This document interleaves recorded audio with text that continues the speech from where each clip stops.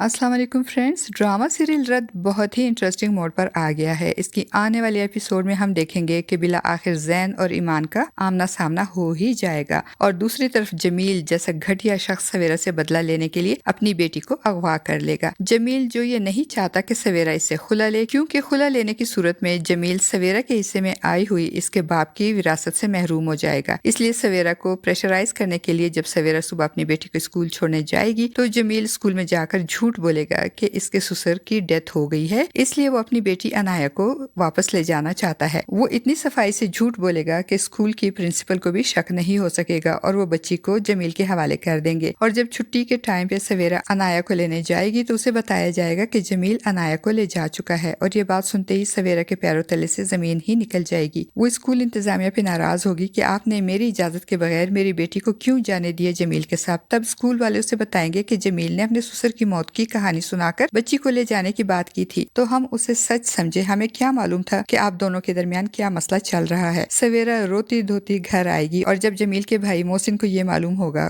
कि जमील ने अपनी ही बेटी को अगवा किया है अपनी ही बीवी को प्रेशराइज करने के लिए, तो वो जमील के पास जाकर उसे समझाने की और अनाया को वापस सवेरा के पास ले जाने की कोशिश करेगा, मगर जमील इसकी कोशिश को कामयाब नहीं होने देगा। सवेरा का तो रो रो कर बुरा हाल हो जाएगा और जब सालार को पता चलेगा तो वो भी सवेरा को तसल्ली देने के लिए आएगा उसके पास और जमील से अनाया को वापस लाने की कोशिश करेगा। और दूसरी तरफ आलिम साहब, जिनकी तबीयत पहले ही खराब होती है, इनको जब इस वाक़े के बारे में पता चलेगा तो टेंशन और परेशानी से इनकी तबीयत मजीद बिगड़ जाएगी और वो अपना कीमोथेरेपी का सेशन करवाने से भी इनकार कर देंगे और कहेंगे कि मुझे जीने की कोई वजह नजर नहीं आ रही, मैं जिंदगी का एक पहलू पकड़ता हूँ तो दूसरा पहलू छूट जाता है। तो ऐसे में सालार आलिम साहब को तसल्ली देते हुए कहेगा, हम सबको आपकी जरूरत है, इसलिए हम सबकी खातिर आपको अपना इलाज करवाना ही पड़ेगा। और दूसरी तरफ जैन को जब से पता चला है कि ईमान शादी कर चुकी है तो वो ये जानने के लिए बेचैन होगा कि आखिर ईमान की शादी किसके साथ हुई है। तो ऐसे में बानो आपा, जिसको मालूम होता है कि जैन और ईमान की शादी टूटने में ना तो जैन का कसूर था और ना ही ईमान का, बल्कि असल कसूरवार तो जैन की माँ शाइस्ता और जमील थे, मगर चूंकि शाइस्ता बेगम अब इस दुनिया में नहीं रही इसलिए वो जैन को इसकी गलती के बारे में बताना मुनासिब नहीं समझती और वो ये भी जानती हैं कि जैन अब भी ईमान से मोहब्बत करता है और पाकिस्तान वापस आने के बाद उसका कहीं ना कहीं ईमान से आमना सामना तो जरूर होगा। वो जैन से कहेंगी कि तुम्हें ईमान को भूलकर अपनी जिंदगी की नई शुरुआत करनी होगी और तुम्हें मेरी कसम खानी होगी कि अगर कहीं ईमान तुम्हारे सामने आ भी जाए तो तुम ऐसा जाहिर करोगे जैसे तुम उसे जानते ही नहीं हो। और दूसरी तरफ शैला और जामिन भी राया और अदनान की शादी के लिए मान जाएंगे और दोनों घरों में शादी की तैयारियां शुरू हो जाएंगी। सालार अदनान से कहेगा कि मेरी शादी जिन हालात में हुई थी इसमें कोई फंक्शन नहीं हो सके थे, लेकिन तुम फिक्र ना करो, तुम्हारी शादी में सारे फंक्शन होंगे और शादी बहुत धूमधाम से होगी। और फिर राया और अदनान की शादी की तकरीब के दौरान जैन और ईमान का आमना सामना बिलाखिर हो ही जाएगा। जैन ईमान के पास आकर उस पे तंज करते हुए कहेगा कि तुम्हारी तो शुरू ही से ख्वाहिश थी कि तुम बड़े बड़े आलिशान घरों में रहो, आखिर तुम्हारी ये ख्वाहिश पूरी हो ही गई, क्या तुम्हें तुम्हारे ख्वाबों का शहजादा मिल चुका है। ईमान जैन की बातें सुनकर थोड़ा सा घबरा जाएगी लेकिन वो खुद को कंपोज कर लेगी। लेकिन जैन एक बार फिर ईमान पे तंज करते हुए कहेगा कि तुम आज बहुत खूबसूरत लग रही हो, क्या अपनी शादी वाले दिन भी इतनी खूबसूरत लग रही थी या अब ज्यादा खूबसूरत हो गई हो। जैन को ईमान के साथ बातें करते देखकर सालार को बिल्कुल भी अच्छा नहीं लगेगा। वो दूर खड़ा होगा और वहाँ से जल्दी से गजरे लेकर ईमान के पास आएगा और ईमान के हाथों में गजरे पहनाएगा और सालार के आने से ईमान भी बहुत कंफर्टेबल फील करेगी और जैन से कहेगी कि मेरी ये जो खूबसूरती है ये सब सालार की मोहब्बत की वजह से है, सालार की मोहब्बत ने मुझे इतना खूबसूरत बना दिया है। जैन जब सालार और ईमान की मोहब्बत देखेगा तो बहुत जेलस फील करेगा क्योंकि वो अभी ईमान से बहुत मोहब्बत करता है। फ्रेंड्स, आपको हमारा आज का ये छोटा सा रिव्यू कैसा लगा?